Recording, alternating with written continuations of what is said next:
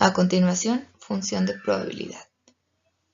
En teoría de probabilidad, una función de probabilidad, también denominada como función de masa de probabilidad, es una función que asocia a cada punto de su espacio muestral X la probabilidad de que ésto lo asuma. Definición de función. Actividad particular que realiza una persona o una cosa dentro de un sistema de elementos, personas, relaciones, etc., con fin determinado. Definición de probabilidad. Cálculo matemático de la probabilidad que existe de que una cosa se cumpla o suceda al azar.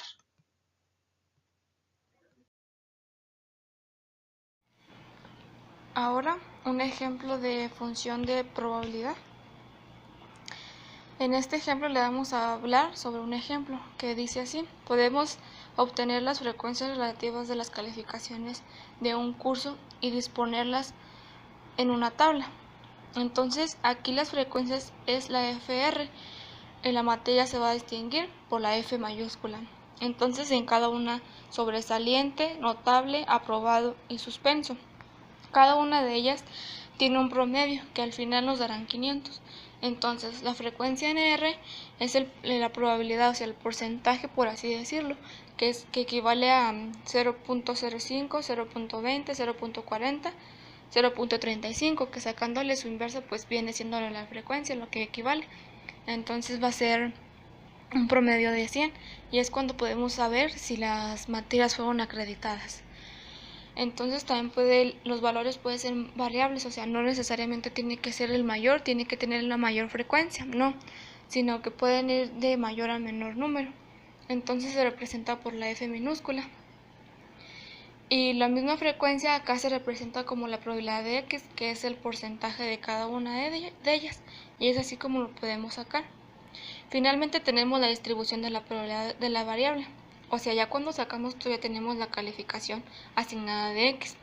La distribución de probabilidad es una variable aleatoria, se define con el conjunto de valores de la variable, o sea que aquí cada conjunto tiene su espacio y cada uno de ellos es relativamente frecuencial, o sea que podemos aplicarla no necesariamente con números más grandes o con calificaciones, sino que tiene un gran desarrollo respecto a eso.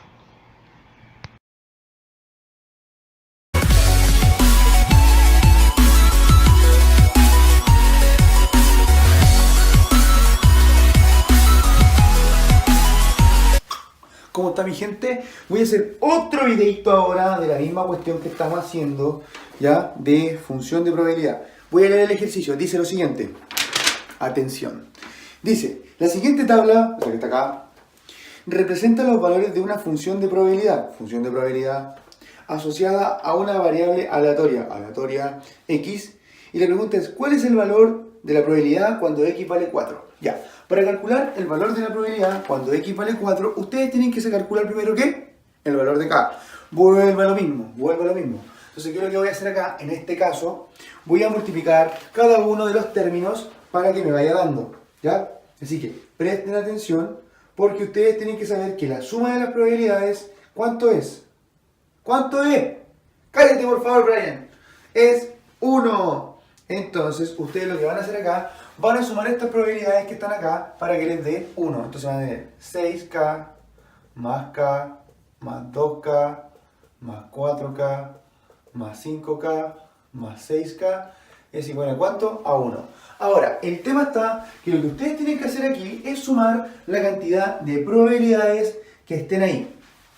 Sumamos 6 más 6 me daría 12, 12 más 5, 17, 7, 18, 19, 20, 21, 23, creo que me da 24. Por lo tanto, me daría 24K igual 1.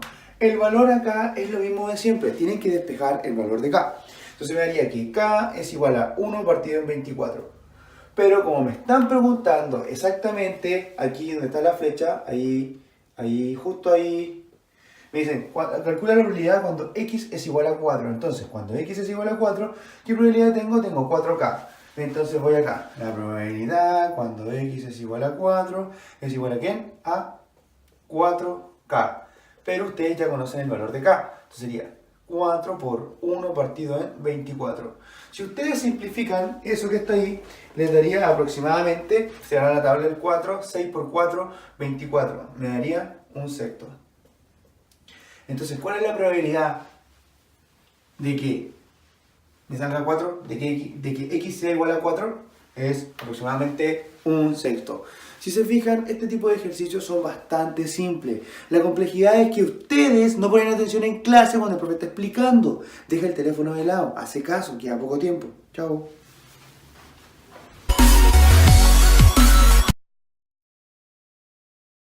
Función de distribución. Sea x una variable aleatoria discreta cuyos valores suponemos ordenados de menor a mayor.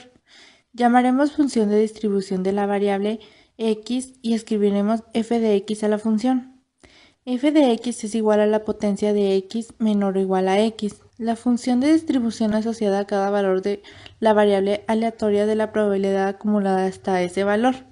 Aquí tenemos un ejemplo de la representación de una función de distribución de probabilidad. Es una gráfica escalonada. La definición de distribución se relaciona al conjunto de acciones que se llevará a cabo desde que un producto se elabora por parte del fabricante hasta que es comprado por el consumidor final. Ejemplo de función de distribución. En este le hablaremos sobre la función de distribución. Es la probabilidad de que la variable tome valores iguales o inferiores a x. Y la fórmula es f de x es igual a p de x mayor o igual que x.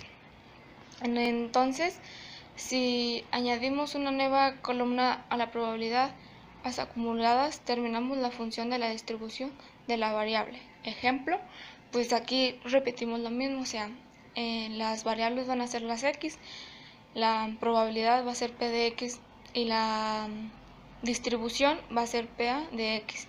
Entonces, como vemos, a cada una tiene un valor asignado que sumándolos nos da otra vez el 100% de la P de x y nosotros nos da un 2 porque debe ser mayor o igual que x.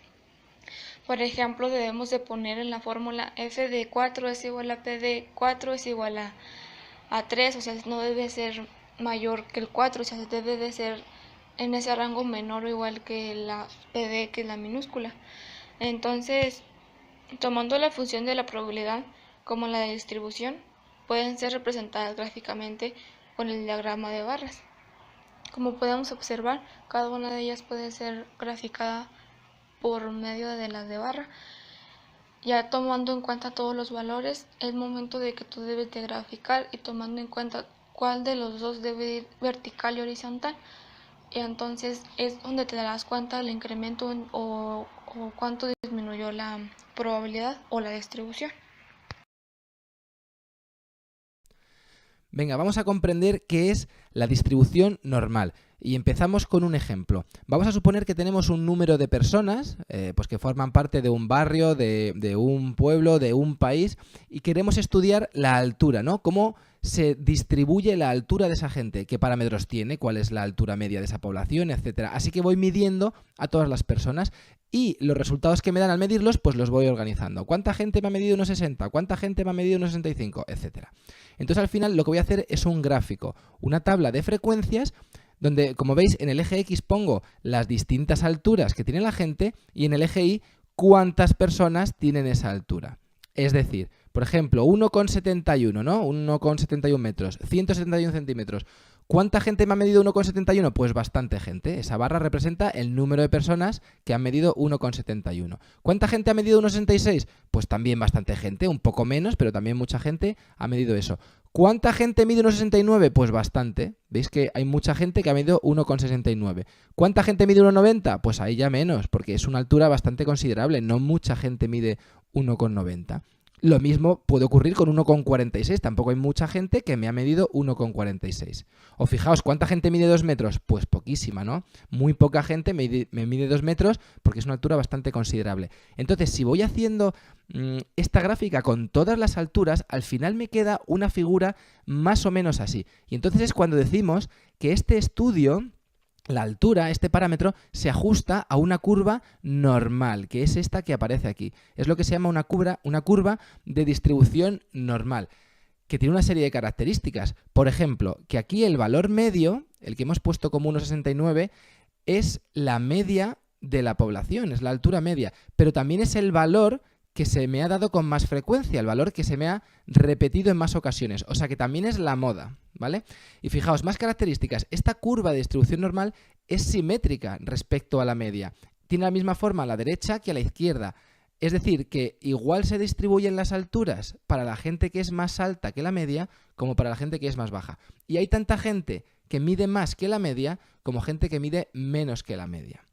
Vale, otra cosa curiosa de esta curva es que muchísimas encuestas que yo puedo hacer, muchos parámetros que puedo estudiar, se ajustan a esta distribución, a esta curva. Por eso se llama distribución normal, porque lo más normal es que si yo hago una encuesta, al final los resultados se me ajusten a esta curva. Bueno, por cierto, la media de la población la vamos a representar con este símbolo. Es una letra griega que se llama mu, ¿de acuerdo? Y será la media poblacional. Como decía, hay muchas cosas que puedo estudiar, por ejemplo, el peso que tienen los bebés al nacer. Cuando nace un bebé, pues pesa algo. Entonces, si yo fuera haciendo una encuesta y midiendo el peso de varios bebés al nacer, pues mira, me encontraría con muchos que pesan 3,6 kg. También muchos que han pesado 2,900. Muchísimos bebés que han pesado 3,3 kg.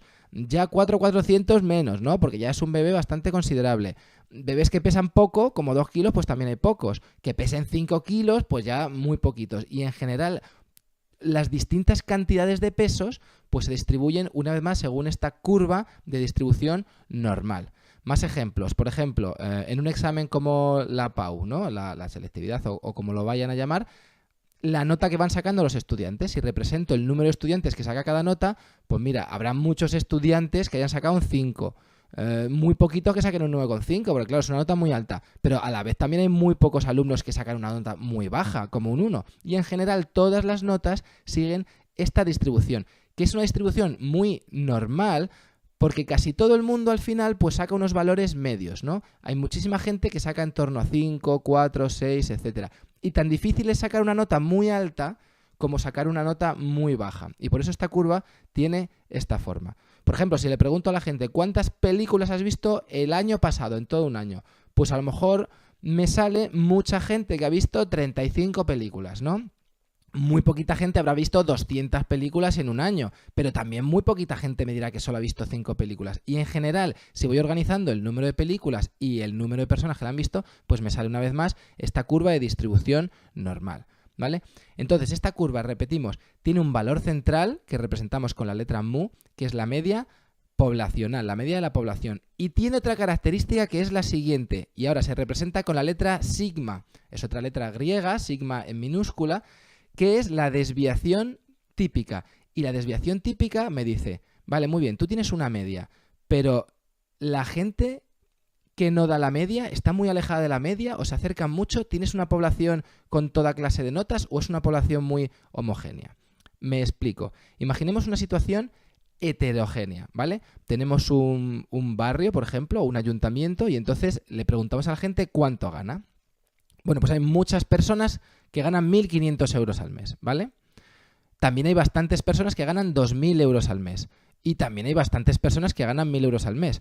Incluso hay bastante gente que gana 3.000 euros al mes, pero también, por desgracia, hay mucha gente que gana solo 500 euros al mes. Y entonces, al hacer esa curva, me queda una curva, lo veis como bastante plana, bastante achatada. ¿Por qué? Porque hay gente que gana todo tipo de sueldos. Esto entonces me daría una desviación típica muy elevada, porque hay toda clase de resultados. Hay resultados muy alejados de la media porque ganan mucho más dinero, pero también hay resultados muy alejados porque ganan mucho menos dinero. Una situación homogénea sería la siguiente. Yo tengo un barrio en el que muchísima gente gana 1.500 euros, por ejemplo, ya muy poquita gente gana 2.000, pero también muy poquita gente gana solo 1.000 euros, ¿vale? Y no digamos, ya nadie gana 3.000, imaginaos que es un barrio donde todo el mundo es de un perfil muy parecido, muy parecido. No hay casi nadie que gane 3.000 euros, pero tampoco hay casi nadie empobrecido que gane 500. De manera que esta curva de distribución normal les queda como más afilada. ¿Lo veis? Es una curva que está más compacta y esto lo que significa es que hay una desviación típica muy baja. O sea que la gente no se desvía mucho de la media, sino que todo el mundo está apretado, como por así decirlo, en torno al valor medio. ¿De acuerdo? Así que ya, recapitulando, esta es la distribución normal, porque si hago muchas encuestas, los resultados que me van a salir se agrupan según esa curva de distribución, que es una curva que tiene esta forma, que en el que en el centro está lo que llamamos la media poblacional, con el signo mu, y que también tiene la desviación típica, que es un parámetro que me va a decir si es una curva muy achatada o muy afilada, ¿vale? Si es una población muy heterogénea donde hay toda clase de valores o una población muy homogénea, ¿de acuerdo? Y por cierto, esto va a ser importante, una distribución normal, ya para resumir, se denota así, n y entre paréntesis mu y sigma. O sea, cuando veáis una distribución normal que ponga n paréntesis 108, significa que la media es 100 y que la desviación típica es 8.